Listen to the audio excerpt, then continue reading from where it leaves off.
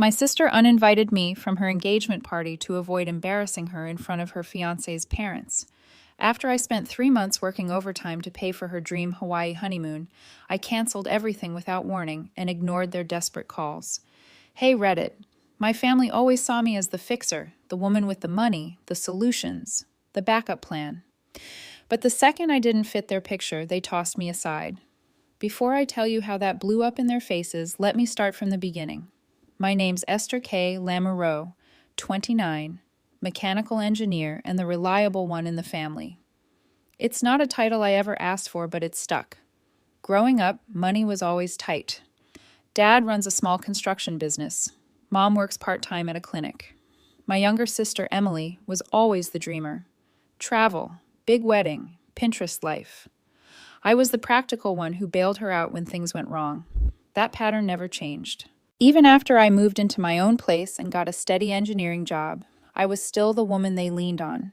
And honestly, I didn't mind. I like being useful. So when Emily called one night in early March to say Josh had proposed, I was genuinely happy for her. Josh seemed like an okay guy. A bit too quiet, not much of a sense of humor, but he clearly loved her. That's all that mattered. Emily wanted a proper engagement party, but money was tight. Dad's company had lost clients. Mom's hours were cut. I told her not to worry, I'd help. From March through May, I worked my ass off. Overtime, late nights, skipped plans. I even put off buying a car. Every extra dollar went into an Emily fund. By late May, I had enough to do something big. I invited her over for dinner. After we ate, I handed her a folder. First-class tickets to Hawaii, a week at a beachfront resort, and $6,200 in a savings account for spending money. She stared at it, then started sobbing. "You're the best sister ever." Mom and Dad were there too. Dad nodded. Mom said, "That's very generous, Esther." But her smile didn't reach her eyes. A few minutes later, as we were cleaning up, Mom said, "Make sure you dress properly for the party, okay? You know how these things are," and I brushed it off. She's always made little comments like that, but something about the way she said it felt pointed. I met Josh's parents at a family dinner. His mother asked weird questions. What kind of people will be at the party? Will it be very casual? When I mentioned my friend Sam, she said, "Well, we're keeping it small and tasteful." That's when I knew my presence was suddenly something to be managed. A week later, the family group chat started blowing up. Wear a proper suit. Don't bring Sam. Don't make those jokes you always make. It felt less like planning and more like they were managing a liability. I replied with a thumbs up emoji, but I'd be lying if I said it didn't sting. At work, I was dragging. Sam noticed during lunch, "You're working more hours than anyone here. And for what?" "You already paid for their trip. I just want her to have a good day." "Yeah, but you're starting to sound like a bank with legs." He had a point. Despite everything I was doing, it felt like the more I helped, the less they wanted me around. A few days later, there was a pre-party dinner with both families. It was at this mid-range Italian place downtown. Nothing fancy, but everyone was dressed like it was a black tie event. Josh's parents were already seated when we arrived.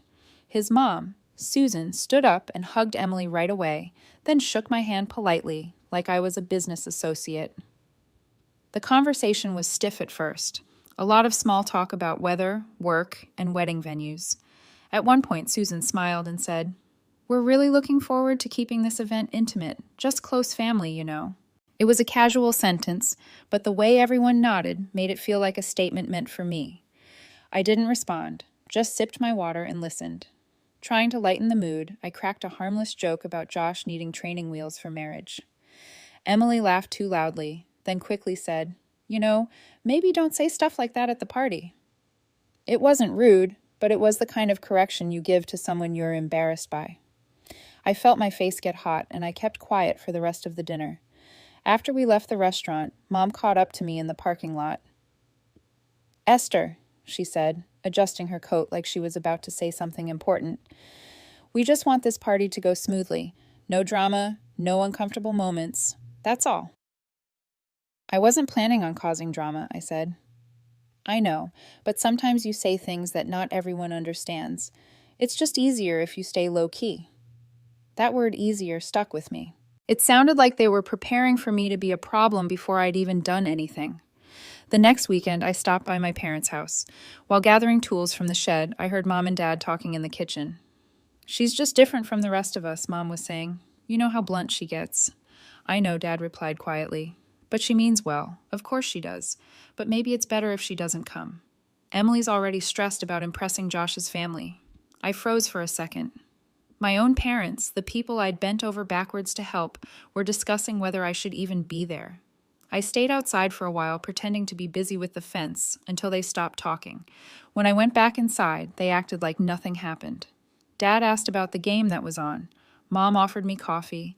I answered like nothing was wrong because I didn't trust myself to say anything without it turning ugly. But something had definitely shifted. It wasn't just the weird messages or the hints anymore. They were planning for me to be out of the picture. They didn't even think I'd overhear. That night, lying in bed, I kept replaying the words in my head. Maybe it's better if she doesn't come. They weren't angry or cruel when they said it. They were casual, like it was a simple, obvious solution. I didn't know what to do with that yet. I wasn't ready to confront anyone, and I didn't want to blow things up before I knew exactly what was happening. But for the first time, I felt like maybe I wasn't part of this family the way I'd always believed, and I had a sinking feeling that this wasn't the last I'd hear about it. The text from Mom came on a Thursday night. "Can you come by Saturday? We need to talk before the party." No explanation, no extra detail, just that. I already had a good idea what it was about. After weeks of suggestions and overhearing that conversation in the kitchen, I knew this wasn't going to be a pleasant chat. I showed up around noon. Emily and Josh were on the couch. Dad was in his armchair, staring at nothing. Mom was standing waiting. "Esther," Mom started. "We've been talking about the engagement party. We think it's better if you don't come." She said it like she was announcing the weather. Emily stared at the floor. Josh shifted uncomfortably. Dad didn't look up. "It's nothing personal. With Josh's parents' crowd, we want to avoid awkward situations. You can celebrate with us another time." I took a breath and nodded. "Good to know," I said. That was it. No yelling, no scene. If this was how they saw me, there was nothing left to argue about. I grabbed my jacket from the back of the chair and left. No one tried to stop me. Emily didn't even look up until I was at the door. The drive home was quiet. I didn't bother turning on the radio. My mind wasn't racing or replaying the moment. I felt oddly steady. If they didn't want me there, I wasn't going to force myself into the picture. The first thing I did when I got home was cancel everything. The flights, the hotel, the $6,200 savings account, all of it. Took a few hours on the phone and some emails, but by the end of the night, every dollar was back in my account. After that, I walked over to the bookshelf by my living room window. On the second shelf, there was a framed photo of me, Emily, Mom, and Dad from 5 years ago. The last time we'd all taken a trip together. I stared at it for a second, then took it down and slid it into the drawer of my desk. Not smashed, not thrown away, just out of sight. I made a simple dinner, read a bit, and went to bed earlier than usual. For the first time in months, I slept through the night without waking up to check work emails or think about money. It wasn't happiness exactly, but it was peace, something I hadn't felt in a long time. The next morning, my phone was lit up with notifications. 19 missed calls, most from Emily, a few from Mom and Dad, and 2 from a number I didn't recognize, probably Josh. There was one voicemail. I listened to it once. Emily's voice was shaky. "Esther, please call me. Please, we need to talk. Just call me back." I deleted the message and set the phone face down on the kitchen table. Then I made coffee and scrambled eggs, same as I did every Saturday morning. The sun was coming through the blinds and the apartment was quiet. I didn't text anyone. I didn't answer the phone. I just sat there and ate breakfast, thinking about how quickly everything had changed. I'd spent months trying to make sure my sister had the perfect celebration, and now I wasn't even invited. The calls kept coming that day, but I let them all ring out. By the afternoon, I put the phone on silent and left it on the counter. I didn't feel guilty, and I didn't feel angry. I just felt done. They had made their decision. All I'd done was accept it. The day after I deleted Emily's voicemail, the calls doubled. My phone would start buzzing the moment I woke up and wouldn't stop until I went to bed.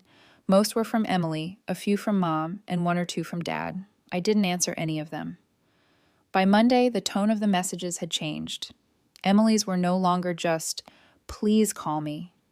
They turned into long, rambling apologies mixed with panic. "I know we messed up," one said. "We shouldn't have said you couldn't come. Please, Esther, we just need to talk." Another was shorter.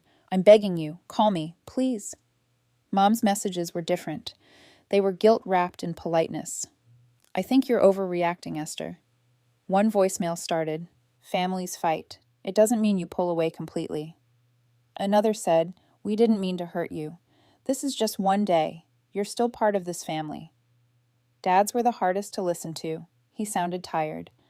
"Daughter, please just pick up. We can fix this." I still didn't respond.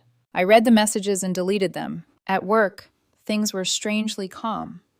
With all the family drama out of the way, I finally had the headspace to focus on projects I'd been neglecting. On Wednesday, my manager pulled me into his office.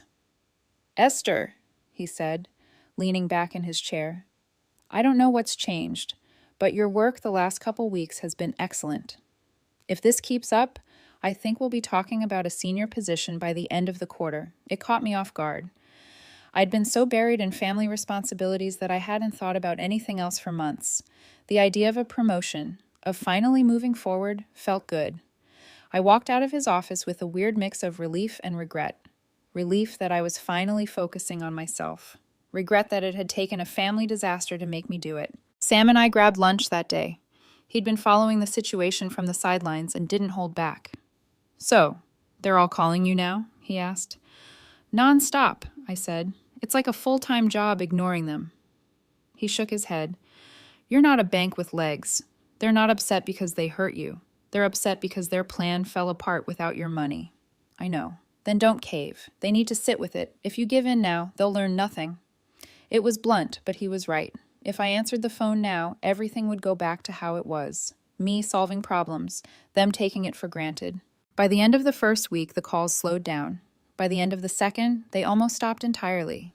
It was quiet and it was strange, but it also felt freeing. I started doing things I'd been putting off. I cleaned out my apartment, went hiking on weekends, learned to actually cook. It wasn't about revenge. It was about filling the space they used to take up with something that actually belonged to me. 2 Saturdays later, my cousin Mark texted me about a small get-together at his place. Normally, I'd skip family stuff while everything was still raw, but Mark and I had always gotten along. I decided to go. When I got there, Mark handed me a beer. I took a soda instead, and we sat on his porch talking. He'd heard about what happened from his mom, my aunt. "I'm not going to lie," he said. "I think you're right to stand your ground. I wish I'd done it years ago." "What do you mean?" I asked. "You know how my parents are. Every time they ask for something, I give in. Money, time, whatever. And every time I do, they expect more. It never ends. I thought I was being the good son. All I did was teach them they could walk all over me." Hearing him say that stuck with me. Mark wasn't angry or bitter, but he looked tired. The kind of tired that comes from years of being taken for granted. I didn't want to end up like that. When I left his house that night, I felt more certain than ever that I'd done the right thing. The engagement party happened without me. I didn't ask for details, but I heard through my cousin Mark a week later. Apparently it was fine. His word, not mine. Small crowd, stiff conversations, nothing memorable. Emily had texted me the morning of the party one more time. "Please just come. I'm sorry." I didn't respond. What I didn't know until later was that Josh's parents spent the whole night asking where I was. When Emily told them I couldn't make it, Susan kept pressing. "But she's your sister, isn't she?" "That's odd." Turns out they'd heard I paid for the honeymoon and thought it was rude I wasn't there. The irony wasn't lost on me when Emily finally admitted that months later. But at the time, I didn't care if it went well or crashed and burned. I stayed home, ordered pizza, and watched a movie I'd been meaning to catch up on. No regrets. The next morning, I woke up early and started making coffee. The apartment was quiet except for the sound of the machine. It had been over 2 weeks since I'd spoken to anyone in my family. I figured this might be how things stayed for a while. Then there was a knock at my door. It wasn't a polite knock, more like someone who had been standing there for a while and didn't plan on leaving. I opened the door, and there was Emily. She looked awful. Her hair was a mess. She had dark circles under her eyes, and she was wearing the same sweatshirt she'd had on in an old photo I'd taken of her during college finals. "Can we talk?" she asked quietly. I stepped aside and let her in. She walked around for a moment, then turned toward me. "I know you don't owe me anything," she said, "but I need to explain what happened, and I need to say I'm sorry properly this time." I motioned for her to sit down. Emily sat on the edge of my couch, holding a mug of coffee she hadn't touched. She looked like someone who hadn't slept properly in weeks. For a while, neither of us said anything. I just waited. Finally, she took a deep breath and started talking. "I need to tell you the truth," she said quietly. "I was the one who suggested you shouldn't come to the party." I didn't react. I think she expected me to yell or walk out, but I just nodded for her to keep going. "When Josh's parents first met you, they made a few comments after dinner," she said. "Nothing direct, just hints. They said they hoped the engagement party would be traditional and elegant. They asked if everyone in the family was the same kind of person." I panicked. I felt like if anything went wrong, they'd think less of me. And instead of telling them to mind their own business, I started thinking maybe they were right. I went to Mom first. I told her I was worried about making the wrong impression, and I asked if maybe it would be easier if you sat this one out. She didn't push back. She agreed almost immediately, like she'd been thinking the same thing. Dad didn't argue either. So yeah, I planted the idea, but everyone ran with it pretty fast. I'd suspected this from the beginning, but hearing her say it hit harder than I expected. "So all those suggestions about what to wear, what to say, that was you trying to make me fit their idea of acceptable." "Yes," she said, "and it was wrong. I know that now." She took a shaky breath and kept going. "I think part of it is that I've always felt like the messy one compared to you. You've got your life together. Good job, stable, responsible. I'm the one who calls for help when I mess up. I hate that I rely on you so much. And when it came to this party, I wanted to prove I could handle everything myself, that I could make everything perfect without needing you." "But you did need me," I said, finally speaking. "You needed me to pay for things. You needed me to make your dream honeymoon happen, and I did it without hesitation. Then you turned around and decided I wasn't good enough to be seen next to you in front of Josh's family." She flinched. "I know. I was selfish. I used you. And when I didn't think I needed you anymore, I pushed you aside. I'm sorry. I wish I could go back and change it." I sighed and leaned back in my chair. "It wasn't just about the party, Em. It was everything. I felt like my worth to you, to all of you, was tied to my bank account. The second you didn't need money, you acted like I was an inconvenience. That's not family. That's a transaction." Emily nodded slowly. "You're right. I hate that I made you feel that way." For the first time in weeks, the conversation felt real. No excuses, no fake politeness, just honesty. That night, after she left, my phone rang. It was Dad. I almost didn't answer, but I figured I'd already heard from everyone else, so I picked up. "Hey, daughter," he said. His voice was quieter than usual. I wanted to say I'm sorry too. I should have stopped this before it got that far. "Why didn't you?" I asked. He sighed. "Truth, I felt ashamed. I couldn't pay for anything. You've done more for this family in the last year than I have, and I hated how that made me feel." I thought staying quiet was easier than admitting it. It was hard to hear, but at least it was honest. We talked for a few minutes, nothing dramatic, just a straightforward apology. The next morning, Mom texted me too. It was short and stiff, but she said she regretted how everything unfolded and hoped we could talk soon. I didn't reply right away. I needed time. 2 days later, Emily came back. This time, Josh was with her. He looked nervous as they stood at my door.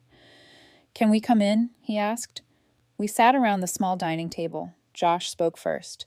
"I need to apologize too. I knew what was happening, and I didn't say anything.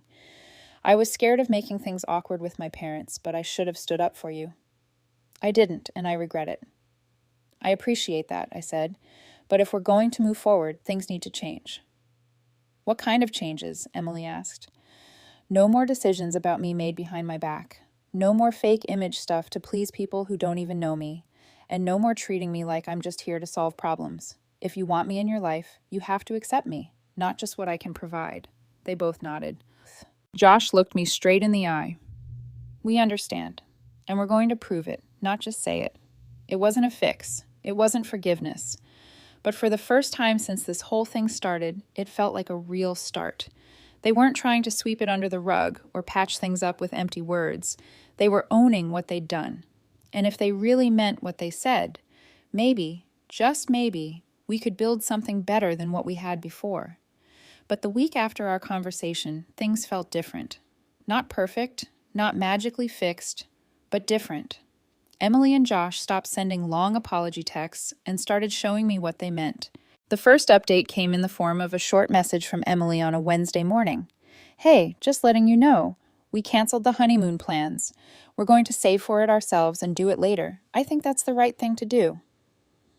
It was only one sentence, but it spoke louder than all the voicemails and messages she'd left before. A week later, she sent another message. "We're opening a separate savings account and putting money in each month. No help needed." That was the first real sign that maybe things were shifting. They weren't trying to smooth things over with words anymore. They were taking responsibility. My parents made changes too.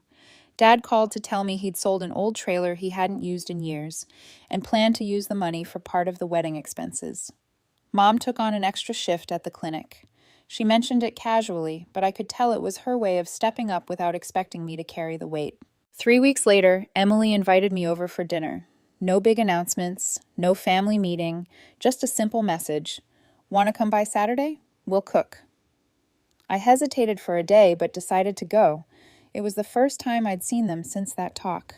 When I got there, the apartment smelled like garlic and tomato sauce.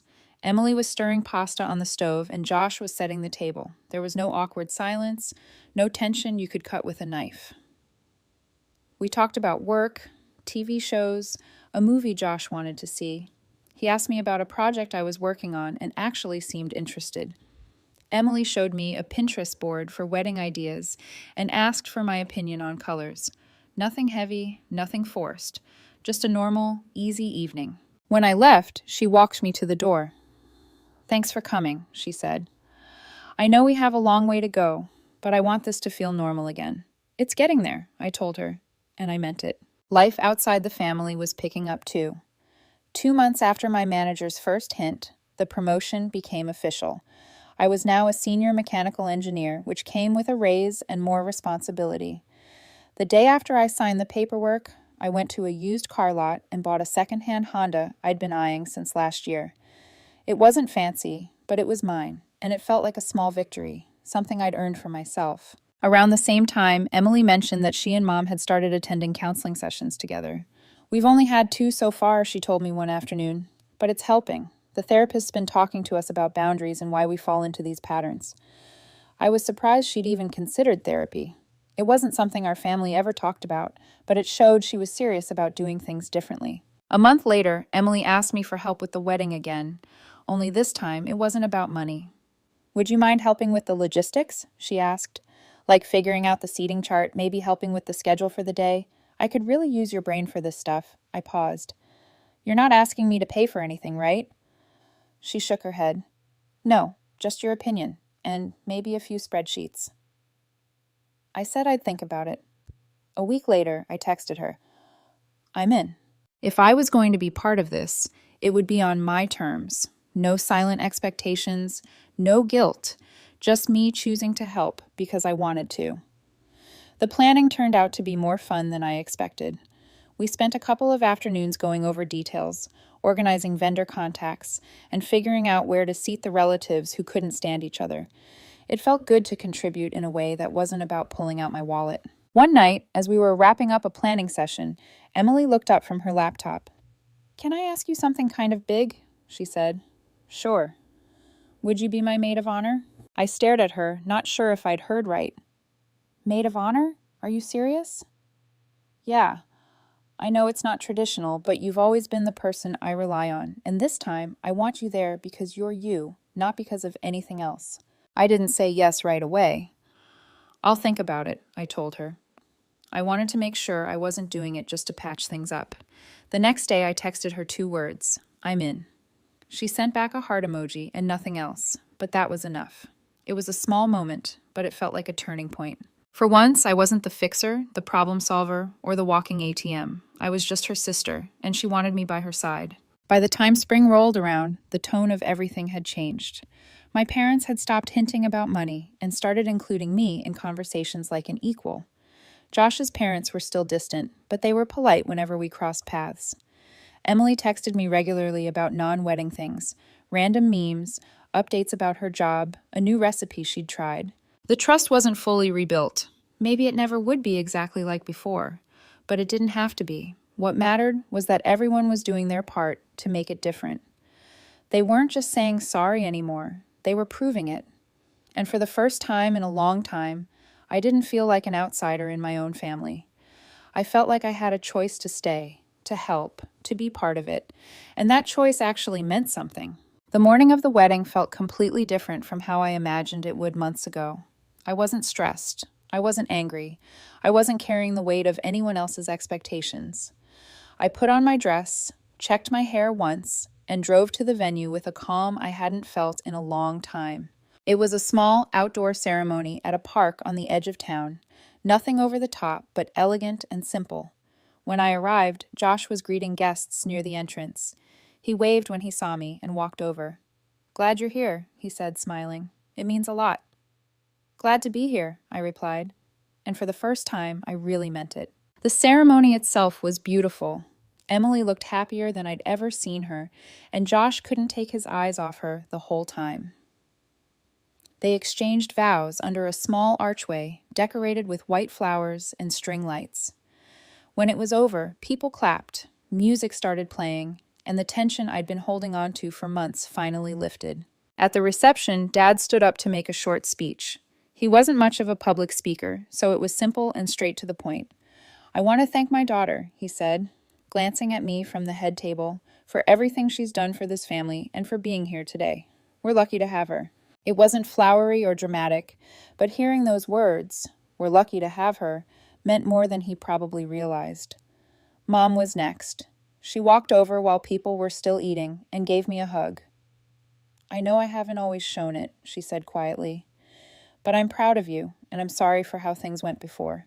I just nodded and hugged her back. No speeches were needed. The fact that she said it was enough. Later that night, it was my turn to speak. I stood at the microphone with a glass of water in my hand and looked out at the tables. "I'm not great at speeches," I started, which got a few laughs. "But I want to say this. Family isn't about pretending everything's perfect. It's about showing up even when things are messy, even when people screw up. We've all learned a lot in the last few months, and I think we're better for it.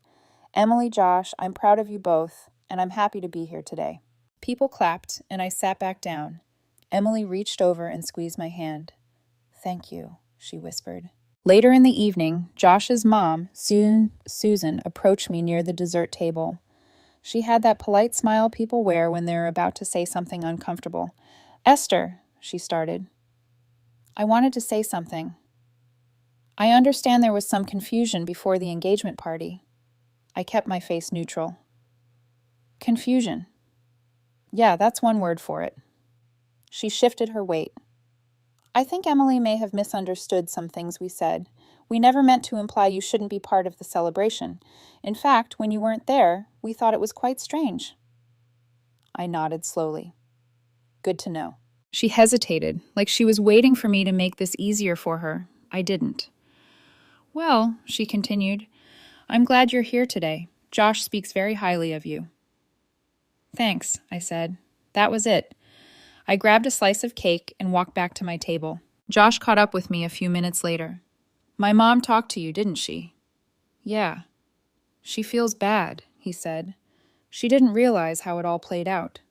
I told her what really happened, and she knows she contributed to it. She's not great at apologies, but that was her version of one." I shrugged. "As long as she doesn't pull that crap again, we're good." He nodded. "She won't. I made that clear." It wasn't some big reconciliation, but it was enough. They knew what they'd caused, and Josh had actually stepped up.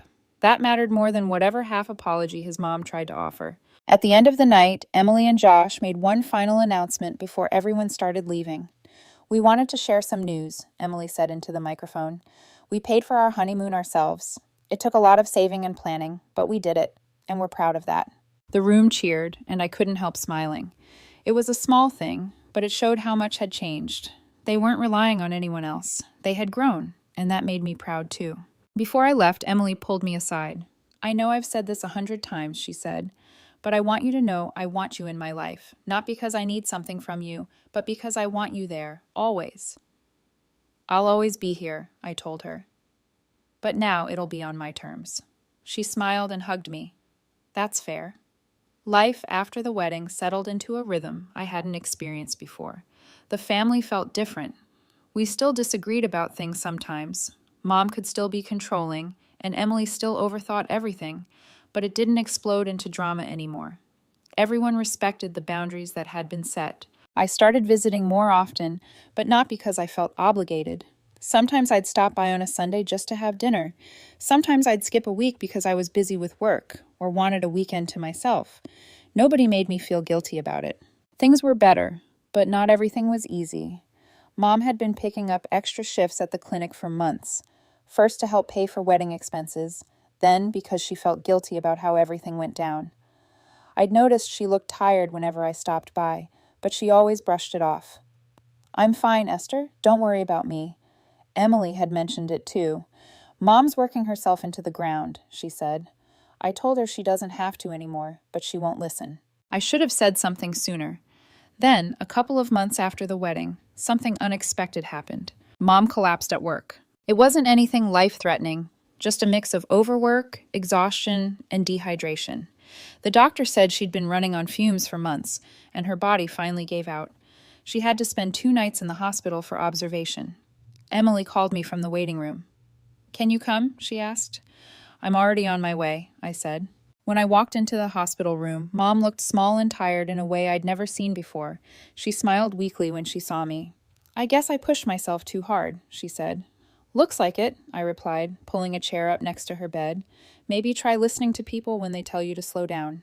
She chuckled softly. "I will, I promise." We talked for a long time, about work, about the wedding, about nothing in particular. At one point, she reached out and held my hand. "I'm glad you're here," she said. "I don't deserve how much you care." "It's not about deserving it," I told her. "It's about choosing it." And that was the truth. I wasn't there because I felt obligated or pressured. I was there because I wanted to be. Because despite everything, she was still my mom. 6 months after the wedding, the photo I had taken off my shelf months earlier was still in my desk drawer. One Sunday afternoon, I pulled it out again. It was a picture of all 4 of us on a beach trip years ago, sunburned and smiling, back when things were simpler. This time, I didn't shove it back into the drawer. I set it back on the shelf. Not because everything was perfect, far from it, but because things were honest now. And that honesty made the whole messy, complicated idea of family feel real again. I still had my life, my boundaries, and my independence. But now, I also had a family that saw me for who I was, not just what I could give them. And for the first time in a long time, that was enough.